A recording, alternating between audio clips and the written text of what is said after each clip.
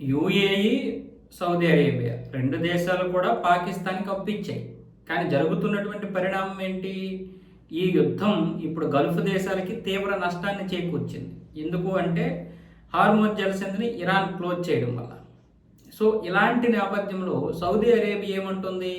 నువ్వు మాతో వచ్చిరా, పోరాడు, ఎందుకంటే ఎలాగో ఒప్పందం చేసుకున్నావు కదా అన్న విధంగా సౌదీ అంటే పాకిస్తాన్ ఏదో ఒక విధంగా తప్పించుకుంది. ఎందుకంటే పాకిస్తాన్ కనుక ఈ యుద్ధంలోకి దిగితే ఇరాన్ మొదటే చెప్పింది, నువ్వు ఈ యుద్ధం నుంచి బయటపడితే పర్వాలేదు, కాదు కూడదు, నేను వాడికే ఒప్పందం చేసుకున్నాను, వీడితో ఒప్పందం చేసుకున్నాను అని చెప్పి సౌదీకి కనుక సపోర్ట్కి వెళ్ళావంటే నీ కోసాలు కదిలిపోతాయి, నీ జబ్బలు విరిచేస్తామని చెప్పింది. దాంతో నాకెందుకురా నాయన, నేను కామ్గానే ఉంటాను, నేను ఎవరితో కూడా ఇచ్చేయను, న్యూట్రల్గానే ఉంటాను అన్న విధంగా పాకిస్తాన్ చెప్పుకొచ్చింది. అలాగే ఉంది కూడా.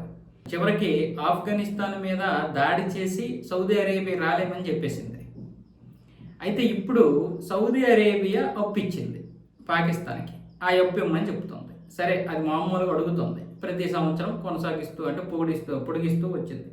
కానీ యుఏఈ మాత్రం అలా కాదు, నా $2 బిలియన్ ఇస్తావా చస్తావా, నాకు కావాలి, ఇప్పుడు పరిస్థితి బాగలేదు, మేము ఆర్థికంగా చాలా చితికిపోయి ఉన్నాం, మా ఆర్థిక వనరులు కూడా పూర్తిగా నాశనం అయిపోతున్నాయి, కాబట్టి నాకు కావాలి.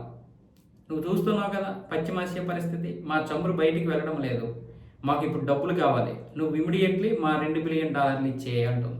ఎందుకంటే పాకిస్తాన్కి యుఏఈ $2 బిలియన్ అప్పిచ్చింది.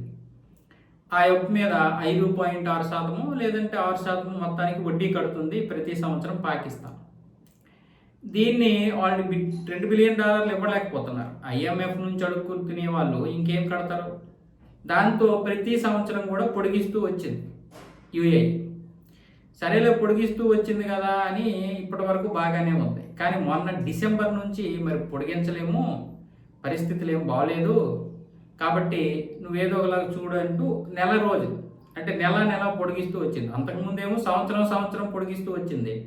ఇప్పుడేమో నెల డిసెంబర్లో చెప్పింది జనవరి లాస్ట్ కల్లా ఇచ్చేయాలి, జనవరిలో చెప్పింది ఫిబ్రవరి లాస్ట్ కల్లా ఇచ్చింది, ఫిబ్రవరిలో చెప్పింది మార్చి లాస్ట్ కల్లా ఇచ్చేయాలని. ఇప్పుడు ఒప్పందం ఏంటంటే, ఇప్పుడు పరిస్థితులు ఏం బాగలేదు, చాలా అంటే చాలా దారుణంగా ఉంది మా పరిస్థితి, చమురంతా కూడా ఆగిపోతుంది, నువ్వు ఏప్రిల్ 17 లోపు ఇచ్చేయాలి, ఏప్రిల్ 17వ తారీఖు లోపు ఇవ్వకపోతే వడ్డీలు పెంచేస్తావు, అంతేకాకుండా ఆ వడ్డీ ప్రతి నెల కట్టాలి, తర్వాత నీ ఇష్టం.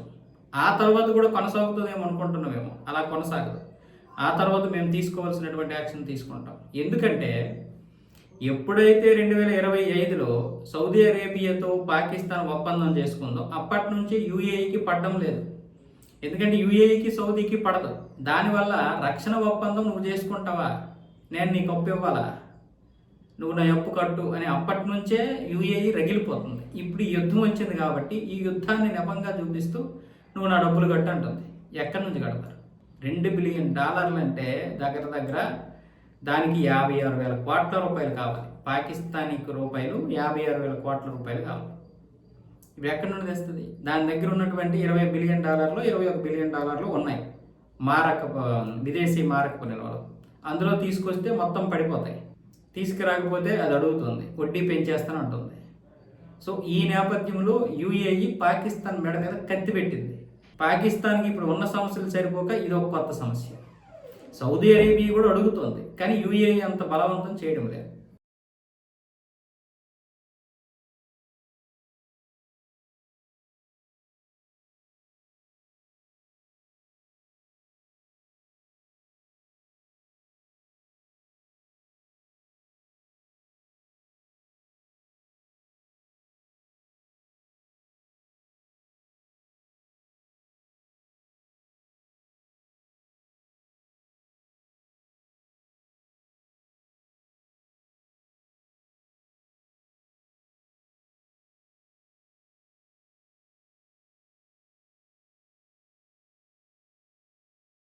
జడ్చర్ల ఎమ్మెల్యే అనిరుద్ రెడ్డి ఇంతకుముందు చాలాసార్లు వివాదాస్పద వ్యాఖ్యలు చేసి వార్తల్లో నిలిచాడు. ఈ మధ్య సారాయి గురించి మాట్లాడాడు.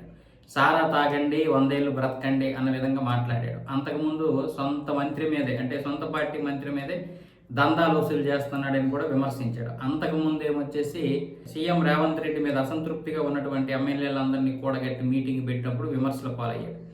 సో ఇలాంటి నేపథ్యంలో ఇప్పుడు ఒక యూట్యూబ్కి ఇచ్చినటువంటి ఇంటర్వ్యూలో మూడోసారి నేను ఎమ్మెల్యే అవుతాను, ఇప్పుడు 2023లో మొదటిసారి ఎమ్మెల్యే అయ్యాడు, మళ్ళీ 2028లో ఎమ్మెల్యే అవుతాడంట, ఆ తర్వాత 2033లో ఎమ్మెల్యే అయ్యి అప్పుడు సీఎం అవుతాను, అప్పటి వరకు రేవంత్ రెడ్డి గారు సీఎంగా ఉంటారు, ఎందుకంటే రెండోసారి ఆయన సీఎం అయితే తర్వాత మార్చాలి కదా, ఎవరినో ఒకరిని సీఎంగా పెట్టాలి కదా, అప్పుడు నేను మూడోసారి ఎమ్మెల్యేగా అవుతాను కాబట్టి అప్పుడు నాకు అంత అనుభవం వస్తుంది కాబట్టి ఇప్పుడు సీనియర్లు అందరూ ఎలాగైనా సరే ఇంటికి వెళ్ళిపోతారు కాబట్టి అప్పుడు నేనే ముఖ్యమంత్రిని అవుతాను, నేను ముఖ్యమంత్రి క్యాండిడేట్లో ఉంటాను అన్న విధంగా మాట్లాడుతున్నాను. కాంగ్రెస్లో ఏదైనా అనుకోవచ్చు, ఎందుకంటే అధిష్టానం కూడా అలాగే ఉంటుంది. కార్యకర్త నుంచి ఎమ్మెల్యే మంత్రులు అందరూ కూడా నేను ముఖ్యమంత్రి అయిపోతాను అని అనుకోవడంలో తప్పేం లేదు. పరిస్థితి అలా ఉంటుంది, ఎవరైనా కాంగ్రెస్లో ముఖ్యమంత్రి అవ్వచ్చు అనే ఉద్దేశంతో. ఎందుకంటే ఇక్కడ జానారెడ్డికి దిక్కు లేదు, ఉత్తమ్ కుమార్కి దిక్కు లేదు, అలాగే బట్టి విక్రమార్కి కూడా దిక్కు లేదు. మంత్రులు అయితే అవ్వచ్చు కాక సీఎం క్యాండిడేట్లే వాళ్ళు. మరి ఇంకెవరున్నారు ఇంత పెద్ద కాంగ్రెస్లో? రాజశేఖర రెడ్డి చనిపోయిన తర్వాత మేమే కదా అనుకున్నారు అంతా. మొత్తానికి మూలికి తెలంగాణలో ఒక 4 సీట్ల ఆధిక్యతతో అధికారంలోకి అయితే వచ్చారు. ఎవరికి ఇచ్చారు? రేవంత్ రెడ్డికి ఇచ్చారు. ఎందుకు ఇచ్చారు? అసలు పార్టీ ఆ మాత్రమైన గెలుపొందిందంటే రేవంత్ రెడ్డి వల్ల. వీళ్ళందరికీ సీఎం అవ్వాలని ఉంటుంది, కానీ పార్టీని గెలిపించడానికి సరైనటువంటి ప్రణాళికలు ఉండవు, ఆ దమ్ము ఆ గట్స్ ఉండవు. ఆ దమ్ము ఆ గట్స్ ఉంటే ఎవరైనా అవ్వచ్చు, దానిదేముంది.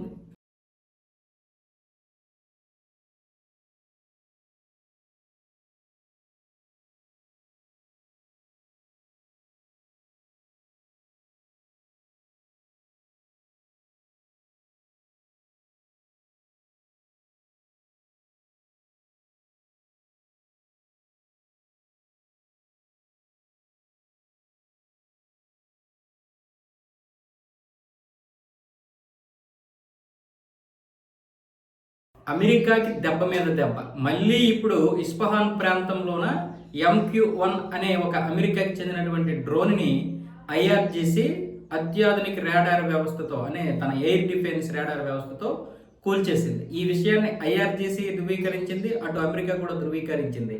అలాగే నిన్నేమొచ్చేసి F-15E స్ట్రైక్ ఫైటర్ జెట్, అలాగే A-10 అనే ఇంకొకటి తగ్వార్ అనే ఇంకొక ఫైటర్ జెట్ని అయితే కూల్చడం జరిగింది. ఇంకా దానికి సంబంధించినటువంటి పైలట్ కోసం వెతుకుతూ ఉన్నారు. సో ఇలాంటి నేపథ్యంలో ఈ యొక్క దాడి అనేది అమెరికాకి చాలా పెద్ద గట్టి దెబ్బ.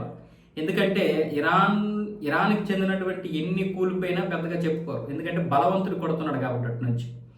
కానీ బలహీనుడు అనుకున్నటువంటి ఇరాన్ ఇప్పుడు అమెరికాని దెబ్బ కొట్టడం మీద, అది దెబ్బ మీద దెబ్బ అవుతుండడం వల్ల ఇంకా గట్టిగా అవమాన పాలవుద్ది అమెరికా. ప్రపంచ దేశాల ముందు నువ్వేం పెద్ద తోపుగడవైతే కాదు, తురుముగడవైతే కాదు, నీ దగ్గర ఉన్నటువంటివి పెద్ద గొప్ప ఆయుధాలు ఏమీ కాదు. F-35 పరువే పోయింది. F-35 ఇప్పుడు 20 దేశాలు కొన్నాయి ప్రపంచంలో, ముఖ్యంగా యూరోపియన్ దేశాలు కొన్నాయి. ఇప్పుడు అవన్నీ కూడా తుక్కులాగా చూస్తున్నాయి వాటిని, ఎందుకు పనికిరాని ఒక తుక్కులాగా. దాని యొక్క ఇది పోయింది కదా, ఎఫెక్ట్ పోయింది, దాని మీద ఉన్నటువంటి మోజు పోయింది. వాళ్ళకి పోద్ది, ప్రపంచ దేశాలకి పోద్ది. ఇంకా మనం చాలా లక్కీ, 35-36 F-35 కోసం ఆర్డర్ కూడా చేసుకున్నాం. 35,000 కోట్ల రూపాయలు అయినటువంటి ఆర్డర్ని దేవుడి దయ వల్ల అది క్యాన్సిల్ అయ్యింది కాబట్టి మంచి పని అయింది.